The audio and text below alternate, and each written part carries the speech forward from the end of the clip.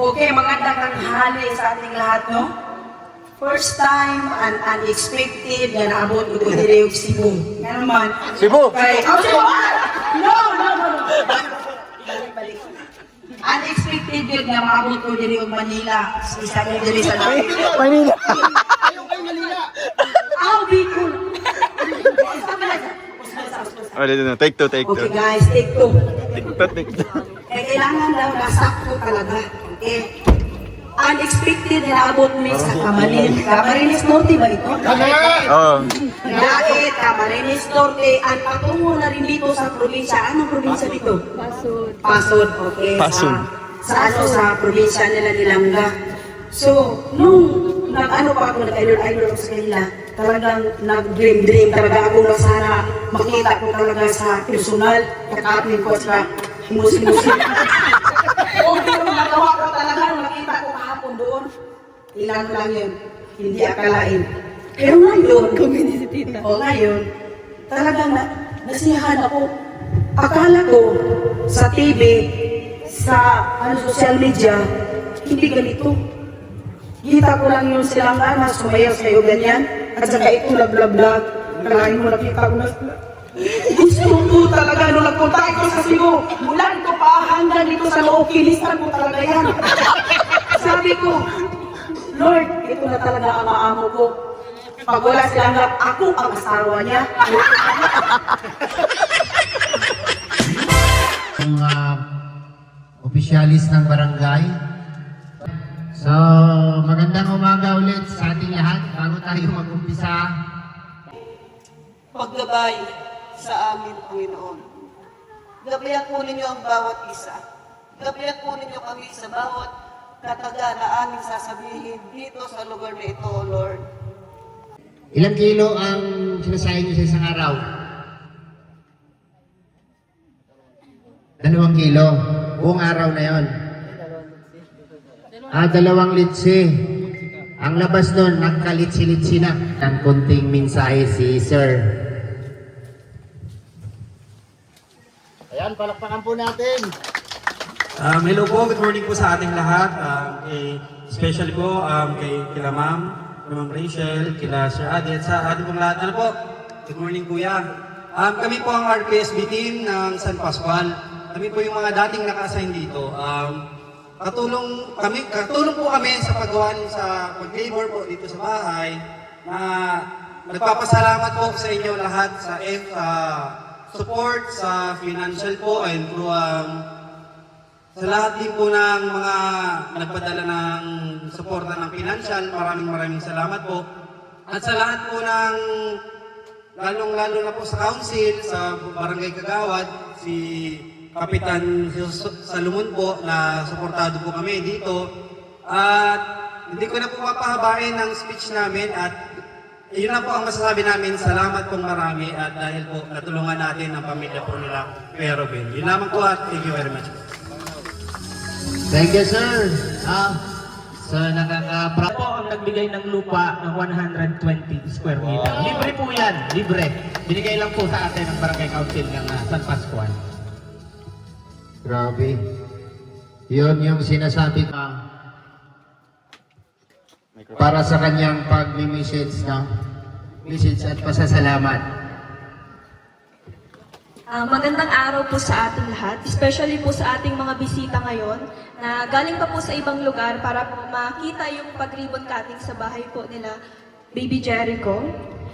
So first of all po, nagpapasalamat po ako sa Panginoon dahil sa mga biyaya po at pag-asa na binibigay po sa ating lahat. And syempre, sa pamilya po ni Baby Jericho, pangalawa sa ating community, sa Rochelle community, lalo na po sa mga teams and sponsors po. Kabilang dito sa pagbuo ay ang Team Kalangga Qatar Chapter, Tita Nene Evangelista, Tita Rica Policar, ang Team Rohope, ang Team Rochelle USA, Team Rochelle Isabela Cagayan Valley Chapter, and sa check-up ni Baby Jericho, si Tita Cecilia Corilla. And syempre, si Tita Nerma Madrona, Tita Laila Mendoza, Sir Gios, Sir Jersey Reyes, Mary Jane Datul, Maria Teresa Divana Dera, Rhea Cuchillas, Arlim Kalimpon, Arlene Ligpitan, Banji Alamag, Dam Mesa, Tita Jenny Miranda Marabilia, Tita Nancy Lerma, Tita Reka, pinanggit ka na. Kay Tita Ann Manlincoln Aguilar, Tita Nora Ichino, Tita Malu de los Santos, Team Lalags, Tita Irene Jamago, Tita Cristina Dawus, Tita Ana Lizal Nautan, Tita LV Amido, Tita Amina Muhammad. So yun po yung mga nagbigay po ng tulong para po kila Baby Jericho, para po mabuo po mga kalangga itong bahay po nila. And syempre, dahil po sa ating programa mga kalangga, nagkaroon po sila ng maayos na bahay. Pero sa ngayon po, hindi pa siya tapos kasi talagang sinakto po namin na nandyan si Langga and syempre, kayo po mga kalangga. So, pagkatapos po dito mga kalangga, pwede na po natin ipagpatuloy yung paggawa ng bahay nila Baby Jericho. And syempre, pangatlo po, thank you rin kay Langga sa support niya ngayong araw po mga kalangga kahit mamaya po ay biyahe na po niya. So, pang-apat po, thank you po sa Barangay San Pascual, lalong-lalo na po sa barangay officials, kay Cap Jesus na nagbigay po ng lupa para po makapagpatayo tayo ng pabahay kay Baby Jericho. Kasi hindi na po tayo mga kalangga nahirapan para maghanap po ng matatayuan ng bahay nila. So, pang-lima po sa kapulisan po, sa RPSB, na tumulong po para matulungan ang pamilyang ito. Ito. At syempre kay Daddy Donut, kay Tito, na siyang naging abala po para po mabuo po itong bahay. Kasi syempre po, meron po akong pasok, lagi po akong busy. Kaya siya po yung naging abala po dito para magawa po itong pabahay kay Baby Jericho. So yun po, congratulations po sa inyo Kuya Robin. Message ko lang po sa inyo, ingatan niyo po yung bahay if ever man po na matapos po natin ito. At syempre, ingatan po natin kasi bihira lang po yung ganitong opportunity, blessings na matatanggap po natin kasi syempre po may mga po na nag-expect na mabibigyan sila ng tulong pero kayo po, pinuntahan po kayo sa bahay ninyo para po mabahagian po, matulungan po. Kaya sana po ay ipagpasalamat po natin palagi yung mga blessings po na natatanggap natin, maliit man po o malaki. So yun po mga kalangga, maraming salamat po and God bless po sa inyo. Ayan, salamat Langga and congrats po sa inyo. Aldrin Oximo. Ayan. So sila po ang aming dinapuan sa Cebu at may pusong matulungin. Suportahan po natin ang kanyang YouTube channel. Aldrin ng Cebu. Magandang umaga po sa lahat. Magandang tanghali po sa lahat at salamat sa pagpunta rito na naging kasama rin kami dito pagpunta sa Dait at nagkakita-kita tayo ng mga supporters first time ko rito magbigay ng message kaya sa inyo lagyan ng value itong pabahay na binigay natin kay binigay nila ni Kuya Dodo. Ay, Kuya ba? Ayaw yan! Pero Rochelle Langga at saka ni Don Roel. Kaya, first time. Salamat po sa inyo lahat. At saka, bigyan pa natin ng mga ipambiyaya ng nangangailangan. Yan lang po. Palakpakan po natin. Ganun talaga pag hindi natin inaasahan na tatayo tayo dito sa harapan. Yun yung pakilan. Palakpakan natin.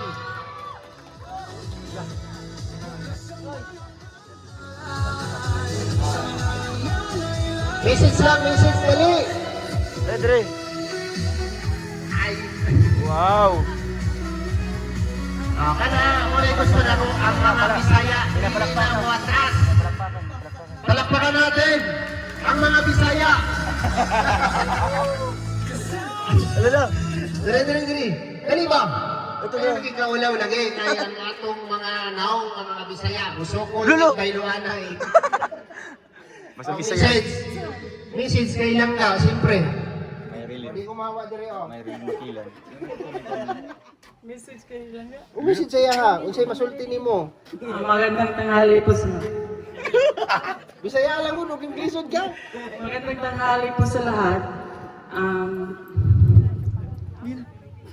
Minsay na, dito. Congrats lang ga. Kaya lagi. Congratulations lang ga sa buong Rochelle community.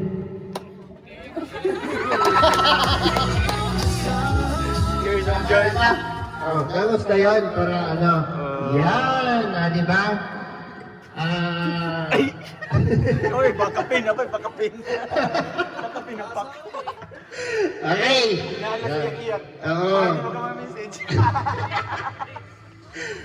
Joke lang.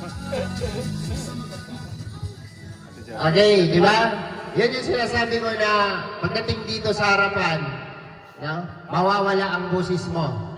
Di ba? At pangatlo, yung pinaka makulit na kasama nila Aldrin, walang iba si Ate Jo. Dali, pag-message diri. Yung mukha niya. Dali! Pagulbol pa dyan. Pagod na pagod po yan, naka-isang kalahating oras na sayaw yan kagabi. Ayun, grabe. Oh, naka 5,000 eh. Yan. Dito ka para ano, ma-expose ang imuhang kakulitan. No? Wait lang. So, ito yung pinaka makulit dito nung nandun kami sa Cebu. No? Sample. Okay, sample!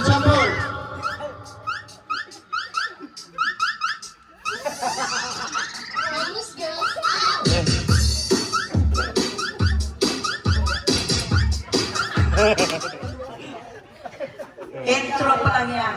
Ay, grabe. Okay, magandang tanghali sa ating lahat, no? First time and unexpected nga naabot ko diri og Cebu. Nga naman. Cebu! Kay Cebu! No. Balik. Unexpected yun nga maabot ko diri og Manila. Isa nga diri sa lahat. Manila! Aw, Bicol! Oh, dito na. Take two. Okay guys, take two. Take two. Kailangan daw nasakto talaga. Okay? Unexpected na naabot mi sa Camarines Norte ba ito? Oh. Dahil Camarines Norte, ang patungo na rin dito sa probinsya. Anong probinsya dito? Pasod. Okay. Sa probinsya nila Nilanga. So, nung nag-ano pa ako, nag-idol sa kanila, talagang nag-dream talaga ako na sana makita ko talaga sa personal, kakapin ko sa himus-himusin. O, pero nagawa ko talaga, nakita ko kahapon doon. Ilan lang yun, hindi akalain. Pero ngayon, talagang nasiyahan ako. Akala ko sa TV, sa social media, hindi ganito. Kita ko lang yung silang sumayaw sa'yo ganyan. At saka ito lag-lag-lag. Kalahin mo nakita ko na sila. Gusto ko talaga nung nagpunta ito sa Cebu. Mula ko pa hanggang dito sa loob, kinisan ko talaga yan. Sabi ko, Lord, ito na talaga ang maamo ko. Pag wala silang ako ang asawa niya.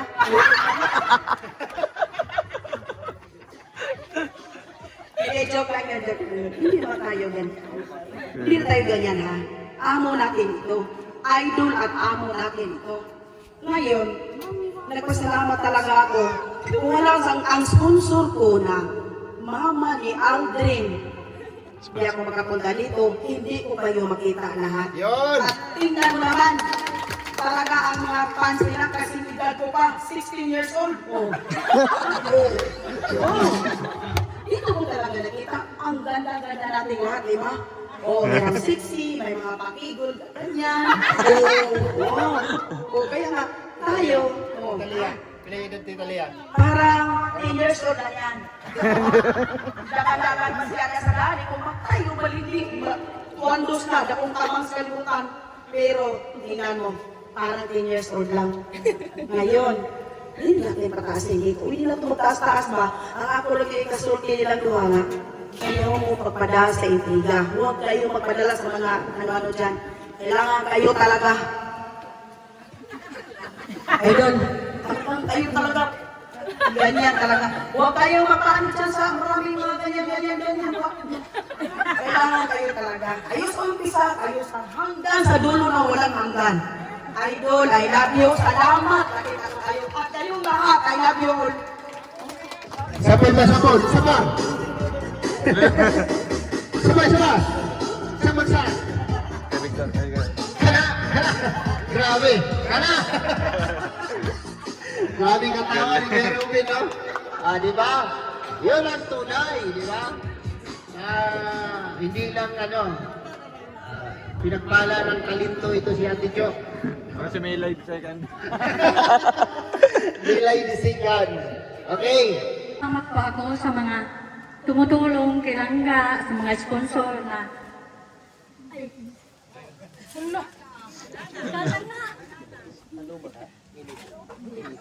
nagpapasalamat po ako sa lahat ng sponsor na bawat isa tinutulungan sila na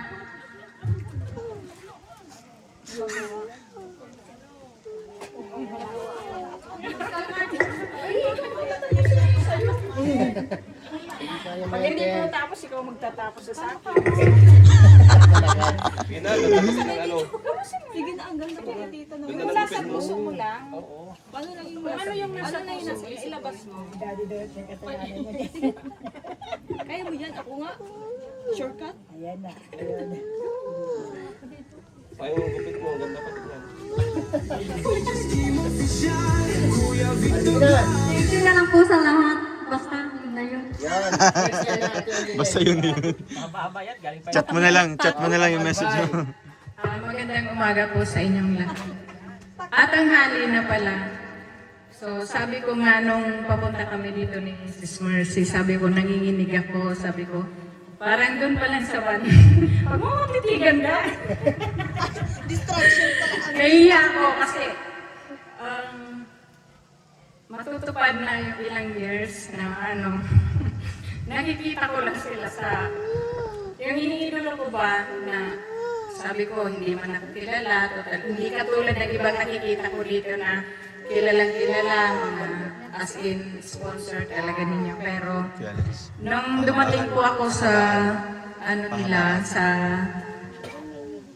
Kilalangga, salamat po kay Daddy D at sinalubong agad ako na may kamukha daw ako kasi wala akong ngipin. Pero hindi ako nahihiya ngayon sa inyo kahit wala ako. Kulang yung kulang man yung ngipin ko, buo naman yung puso ko para sa Maglangga. So, nanginginig po ako talaga pero pinipigilan ko yung iyak ko. Sabi ko nga po nung unang nakita ko si Langga, hindi po ako sa kanya lumapit. Kasi tinitigan ko po talaga siya na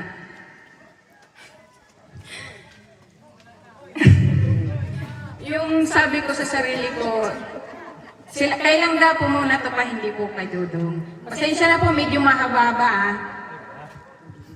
Sabi ko, tulad ng sinabi ko kay Daddy D, ayaw ko siyang yakapin, tinitignan ko lang siya. Kasi sabi ko nga, ito pala yung bata na sa edad ko, yung iniidolo kita ga. Kasi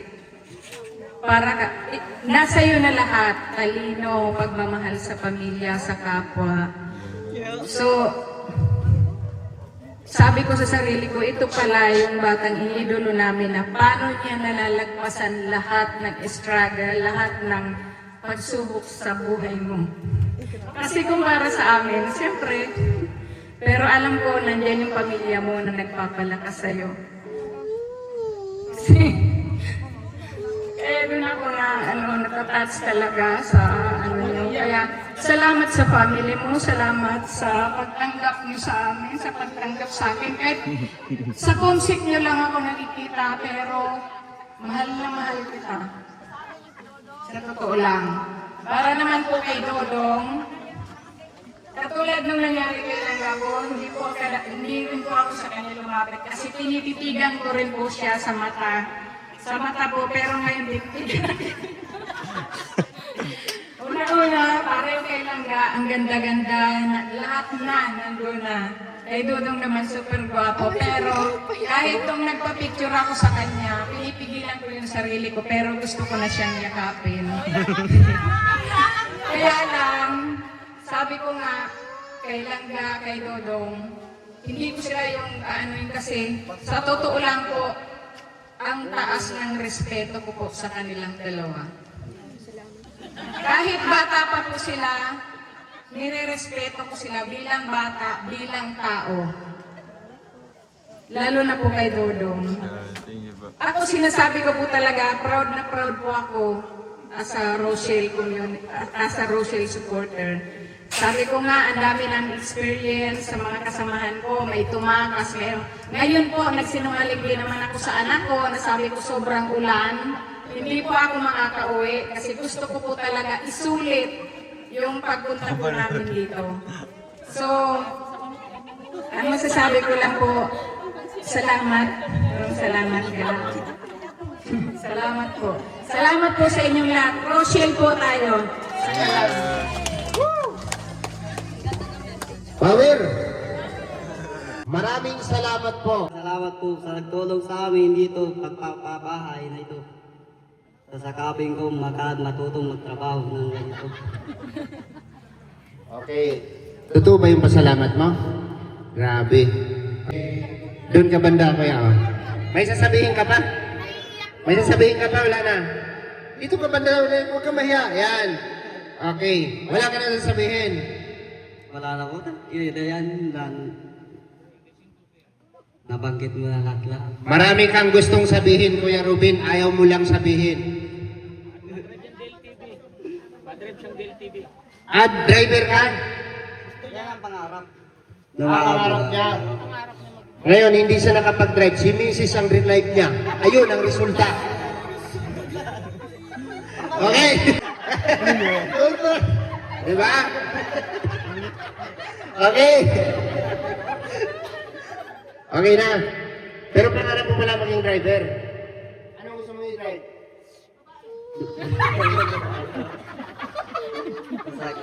Truck.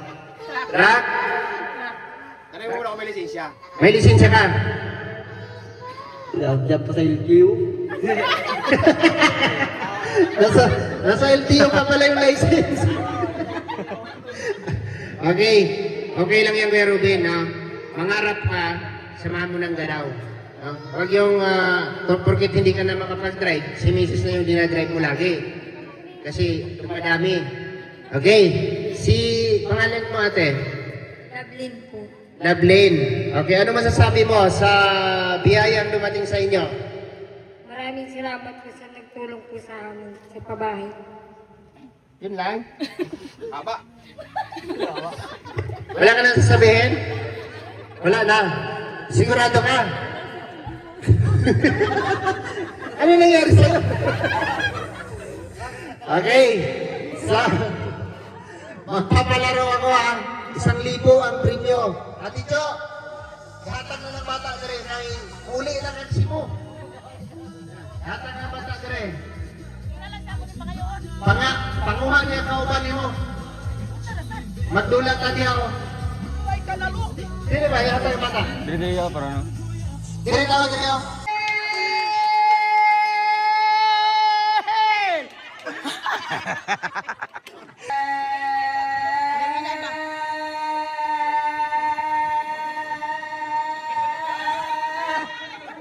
$11.33. $11.45.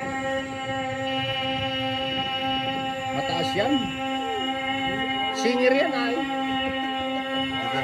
Give it. 13.94. 94. 3C. 13.94 sa kanya. Okay, Pag go. naka-14 ka, panalo ka na. Ready, set, go! Rochelle!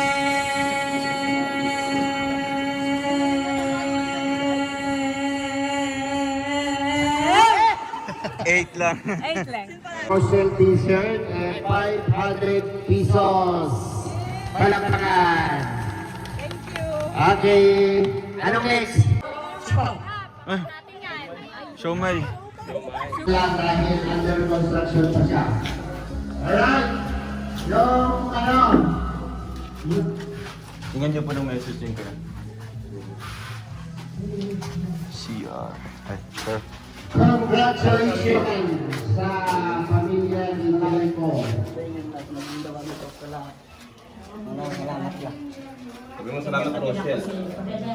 inyo na, sabay. Ah, doon na sa multicab na. Sa multicab na po. Bye-bye.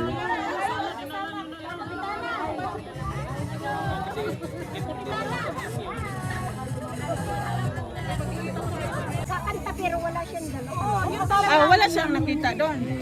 Sa resort na Siya talaga yung last. Patawagan natin Justin Sa kay. resort. May naglinis man daw doon. Ah, meron. May naglinis. Iniwan namin. Kasi maaga lang kayo nilibigay.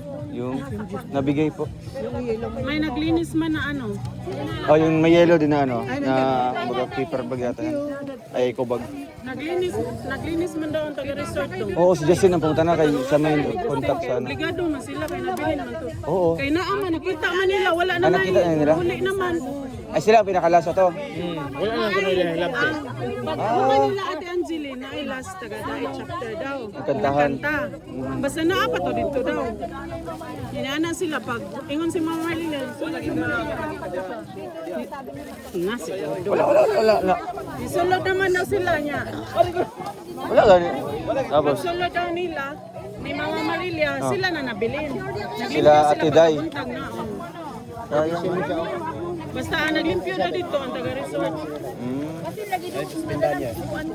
Asa? Wala lagi. Lain po ng imsi magbitbit og mga kuan. Sila si